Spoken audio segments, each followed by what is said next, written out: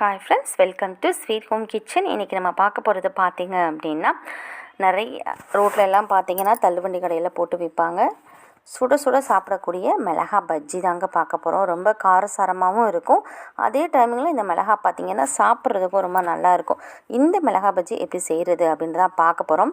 அதாவது கடையில் செய்கிற டேஸ்ட்லேயே இன்றைக்கி நம்ம வீட்டில் செய்ய போகிறோம். சாதாரண கடலை மாவு நம்ம ஒரு 1.5 டம்ளர் அளவுக்கு எடுத்துக்கலாம். அரிசி மாவு ஒரு 1/4 டம்ளர் அளவுக்கு நீங்கள் இதோடு சேர்த்து மிக்ஸ் பண்ணிக்கோங்க. இந்த அளவுலேயே எடுத்துக்கோங்க. ரொம்ப நல்லா இருந்துச்சு. அதே போல் உப்பு தேவையான அளவுக்கு சேர்த்துட்டு கொஞ்சோண்டு சோடா, இது குக்கிங் சோடா கொஞ்சோண்டு நம்ம சேர்த்துக்கலாம். சேர்த்துட்டு இந்த அளவுக்கு பார்த்திங்க அப்படின்னா மிளகாத்தூள், வெறும் மிளகாத்தூள் மட்டும் நீங்கள் சேர்த்துக்கோங்க.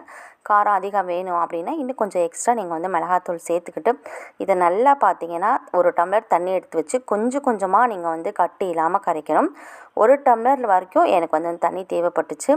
நல்ல இட்லி மாவு பதத்துக்கு நம்ம இதை நல்லா கரைச்சிடணும். பெருங்காயம் இதில் நீங்கள் சேர்த்துக்கோங்க. சேர்த்துக்கிட்டு அப்படியே நல்லா மிக்ஸ் பண்ணிடுங்க.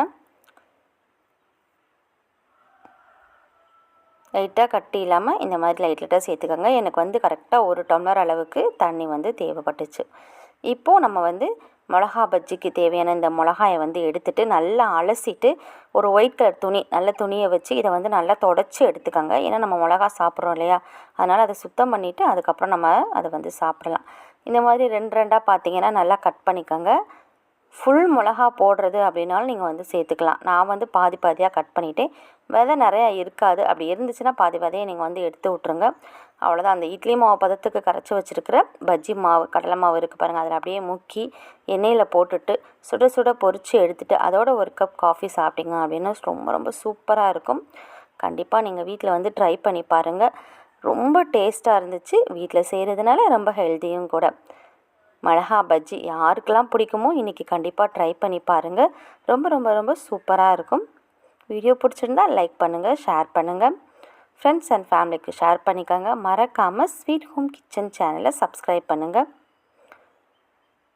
கண்டிப்பாக வீட்டில் இன்றைக்கி ட்ரை பண்ணி பாருங்கள். இந்த மிளகா பஜ்ஜி எல்லாருக்கும் பிடிக்கும். தேங்க்யூ.